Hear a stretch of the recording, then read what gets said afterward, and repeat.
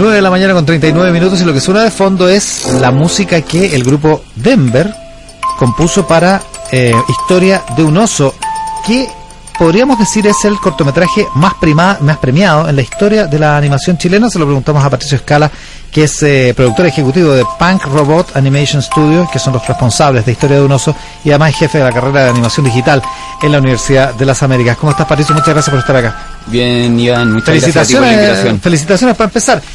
¿Es el más premiado? Sí, pues el cortometraje ya ha recibido 40 premios entre 40.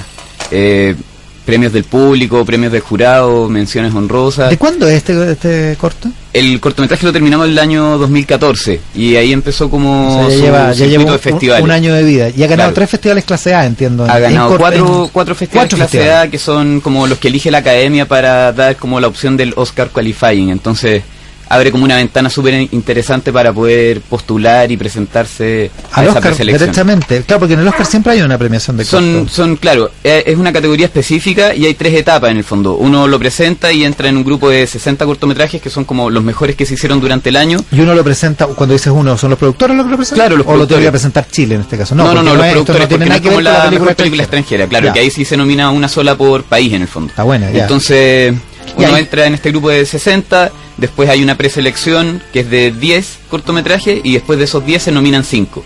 Ya, y lo importante de esto es que el Oscar tiene 2 requisitos. O sea, puede entrar por 2 vías. O porque te exhibieron con entrada, cobrando entrada en un cine en Estados Unidos. Claro. O por ganar este tipo de festivales, ¿no? Exactamente. Y ustedes ya cumplen con la segunda de esas opciones, ¿no? Claro, o sea, son independientes. Entonces, si uno gana un festival clase A, no necesita exhibir en Estados Unidos. Y ahora, independientemente de eso, ¿pretenden exhibirlo en Estados Unidos en algún momento? ¿No? ¿O es muy difícil para los cortos? Yo creo que en el fondo, si es que llegamos a quedar en la preselección o en la nominación, ahí se exhibe sí o sí. Se abre entonces, la puerta. Claro, ahí sí iría la exhibición.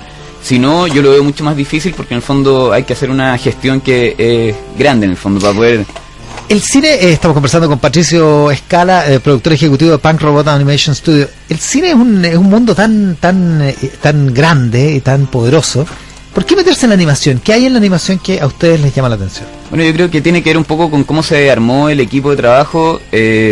Gabriel, Antonia, que son mis socios, por un lado son los 2 licenciados en arte. ¿Ya? María Elisa, que es otra de nuestras socias, es diseñadora gráfica, yo soy comunicador audiovisual.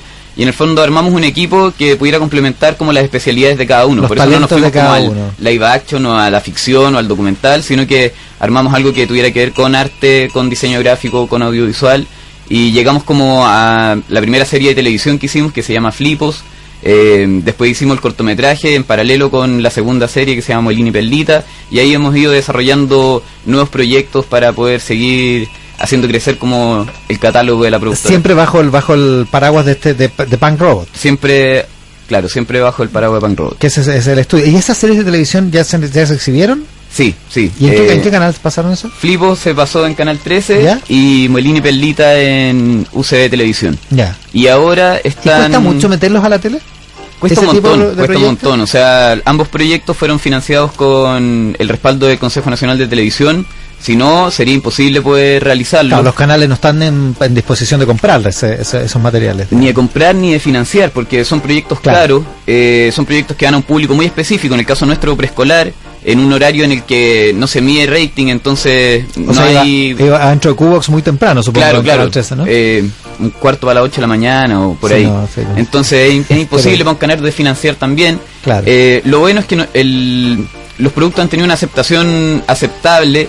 Entonces hemos logrado venderlo en Netflix, está para toda Latinoamérica. Ah, mira. Hemos logrado venderlo en Brasil, se dobló, está en portugués también. Entonces por lo menos como nuestra región hemos podido abarcarla y hacer como un modelo de negocio en base a eso que nos permita como financiar nuevos proyectos. ¿Y es un modelo de negocio sustentable? Digo, ¿ustedes pueden vivir de esto y esto industrial o todavía es artesanal? No, yo creo que todavía es como una industria emergente artesanal. Porque tú, por ejemplo, además eres jefe de la carrera de animación digital, o sea, tú tenés tu pega, por decirlo así. Yo trato de dividir mis tiempos en la productora y en la universidad, porque en el fondo lo veo como parte de un todo. Ya. Estamos como tratando de formar una industria que tiene que crecer, que tiene que tener profesionales, de una carrera que tienen que salir con ciertas aptitudes que van a necesitar las empresas después para poder hacer como proyectos mucho más grandes. Nosotros las series que hemos hecho son 13 capítulos de 13 minutos, 26 capítulos de 7 minutos, pero la verdad es que la parrilla de un canal para este tipo de proyectos necesita 52 capítulos, claro, o 104 capítulos, depende de la duración, pero para armar estos bloques de media hora, la cantidad de capítulos que necesitan son demasiados. Son muchos capítulos en lo que necesitas la creatividad de esos capítulos, o sea, de lo que ocurre en la historia, por decirlo así, y además la pega de hacer la animación, digamos, que en el caso de una película normal es la pega de poner a los actores y filmarlos, digamos. Claro, como... y en ese sentido nosotros hacemos una cantidad reducida de capítulos porque en el fondo tenemos, por un lado, poco presupuesto, y por otro lado, poca infra y equipo humano para poder hacer 52 capítulos. O sea, nosotros haríamos 52 capítulos en 4 años. Porque los Simpsons, por ejemplo, que hacen 26 capítulos de media hora por temporada, hacen todo ese trabajo, lo hacen con mucha gente trabajando en paralelo, digamos. Y externalizando servicios, pues claro, externalizan a Asia, la animación se hace toda en Asia, después como vuelven los guiones se hacen en Estados Unidos, como terminan de montar y... Claro, esa es la industria propiamente tal. Claro. Hay mucha gente que dice, estamos conversando con Patricio Escala, dice, si cuando uno ve, por ejemplo, los cortos esos de Pixar que dan antes de las películas de los niños, que son geniales, uno dice, pero si es fácil, pero si básicamente son dibujos, o sea, no tenéis que lidiar con el ego de Angelina Jolie, digamos, ni para nombrar a alguien y no ofender a nadie. Sí, obvio. Y es más fácil porque son dibujos, básicamente, pero parece que no es más fácil la animación. Mira, nunca lo había pensado así, Iván, la verdad, pero pasa que también, como dentro de Hollywood, como que todas las superproducciones quieren tener rostro. Entonces, en las películas de animación, tú veis que también hay rostros en todas las películas. No sé si Angelina Jolie específicamente, pero tienen rostros que son importantes y que seguramente también tienen su ego. Los cortos quizás son más fáciles porque... Rostro en el sentido, por ejemplo, Antonio Banderas haciendo la voz del gato con bota en Shrek. Sí, claro, exactamente. Entonces como... Y que yo no sé si es que no sé si serán como muy difíciles de trabajar con ellos, pero en el fondo los cortos que hacen Pixar o cualquier otra como gran estudio, por lo general nosotros lo que hemos entendido es que los hacen para probar algo nuevo que están desarrollando. Si están desarrollando un nuevo tipo de pelo, una nueva forma de hacer nubes, hacer un cortometraje con nubes o hacer un cortometraje con pelo. Para probar una técnica. Para probar una técnica. Entonces, son pequeños testeos que hacen y bueno, lo mezclan con una historia que funciona súper bien, que es chistosa o que es emotiva. Y nada, los cortos de Pixar son siempre un súper buen referente de cómo contar algo en pocos minutos que funcione. Claro, pero a lo que iba es difícil de hacer, digamos, es lento, Piensa que el corto nos demoramos así como continuo 2 años en hacerlo. 2 años. Y desde que Gabriel dura 10 minutos. Sí, que Gabriel llegó con la idea hasta que lo terminamos y lo exhibimos en el primer festival fueron 4 años. Que es una idea muy bonita de Gabriel, que es el director, Gabriel Osorio, ¿no? Gabriel Osorio, cuyo abuelo efectivamente fue exiliado, digamos. Sí. Porque en la historia de este oso es básicamente la historia de un oso que se llama preso, o sea, es un circo. Ese es básicamente el cuento y por lo tanto es un oso que va por el mundo alejado de su familia, digamos. Sí, Gabriel escribió como un primer tratamiento de lo que quería hacer y claro, mucho después nos fue comentando que tenía que ver con la primera vez que conoció a su abuelo cuando él ya tenía, no sé, como 6, 7 años. Y que lo veía como un hombre gigante, entonces por eso hizo como esta... Como el oso, la idea del oso. Un oso, porque de repente la gente nos preguntaba, pero ¿por qué no como un animal chileno? ¿Por qué no un pudú o un huemul? Entonces como que, claro, también era mucho más difícil como darle esta estructura antropomórfica de poder pararlo en 2 patas, etcétera. Claro. Se mezclaron varias cosas, pero en el fondo para nosotros el tema era tratar toda esa situación compleja de nuestro país que hemos visto en diferentes oportunidades desde un punto de vista quizás... diferente y enfocado en el tema del desarraigo, como la sensación de salir del lugar al que uno pertenece y volver cuando ya todo ha cambiado. Que es lo más choro que tiene la historia, que no solo se puede leer en clave política, por supuesto que tiene una lectura política, pero no solo se puede leer en clave política, también tiene que ver con el desarrollo, o sea, lo más importante es que es una historia humana. Sí, es lo más importante, ¿no? Es lo más bonito. ¿Es muy difícil armar historias tan cortas? Por último, ¿es muy difícil armar historias? Yo creo que es lo más difícil de todo, o sea, la técnica, la animación son procesos complejos que requieren de disciplina, de paciencia, de esfuerzo, pero la historia es algo que funciona o no funciona, y la gente se conecta o no se conecta, entonces es difícil como uno convencerse porque como está en todo el proceso, de repente también te mareáis, porque al final... como que ya no te despegáis tanto de lo que estáis viendo, sino que ya lo he visto muchas veces, entonces como es difícil distanciarse. Estamos conversando con Patricio Escala, que es productor ejecutivo de Punk Robot Animation Studio, que son los creadores de Historia de un oso. Cuando uno era chico, cuando yo era chico, digamos, no tú, digamos, uno veía, ponte tú, los picapiedras en la televisión, y hacer los picapiedras era un proceso de factoría tan brutal para Hanna-Barbera que era imposible de replicar en Chile. En cambio ahora la tecnología es mucho más democrática en ese sentido. ¿Está muy lejos la tecnología de la que ustedes disponen de la que, por ejemplo, está en Pixar, que es como el top en el mundo de la animación? Sí, bueno, yo también veía los picapiedras, ¿no? Pero sí, siempre va a estar lejos porque ellos son los que crean los software para hacer, claro, siempre nuevos proyectos. Van a ir adelante. Sí, ellos pero van mucho más adelante.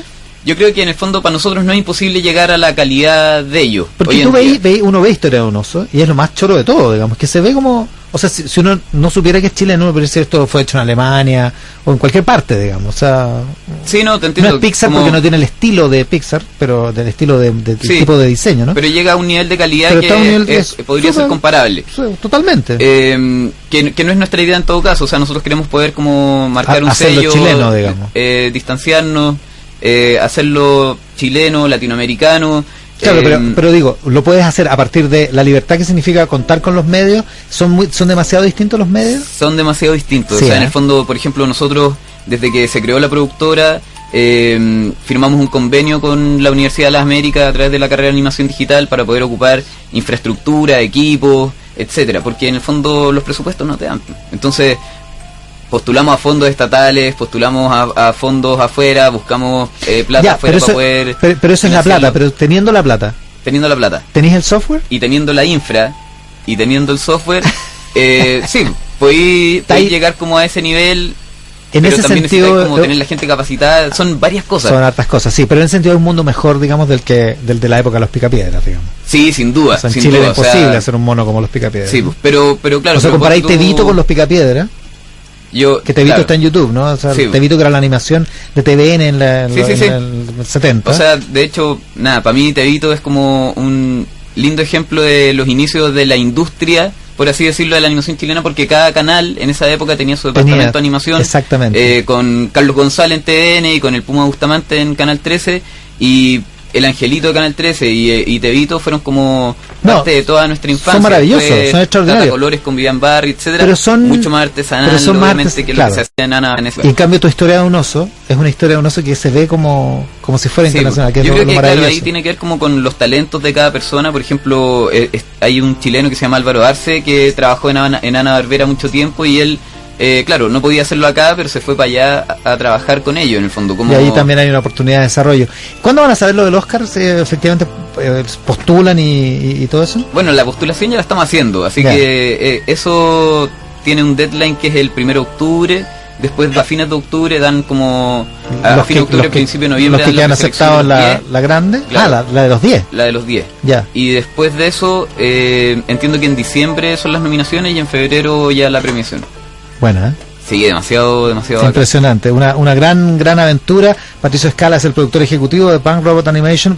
Diego Osorio lo había invitado contigo, pero se fue a recibir el premio. Gabriel se fue a recibir el premio, que terminaron siendo 2 al final. Para nosotros fue una sorpresa, porque nosotros por lo general el corto conecta súper bien con la audiencia y hemos recibido varios premios de la audiencia, pero es raro que la audiencia y el jurado estén de acuerdo para premiarlo, y la misma gente del festival decía que era la primera vez que un solo proyecto se lleva los dos premios de la categoría en el fondo. Todavía está disponible en internet, se puede ver y está en t13.cl, por supuesto, la historia de un oso, que además es un momento conmovedor para revisarlo. Patricio Escala, jefe de carrera de la animación digital en la Universidad de las Américas y productor ejecutivo del estudio que es el responsable de Historia de un oso. Te agradezco muchísimo la gentileza de estar acá. Gracias a ti, muchas gracias, Patricio. La pausa. Una mesa grande para conversar los temas de hoy. Mesa Central con Iván Valenzuela por Tele 13 Radio.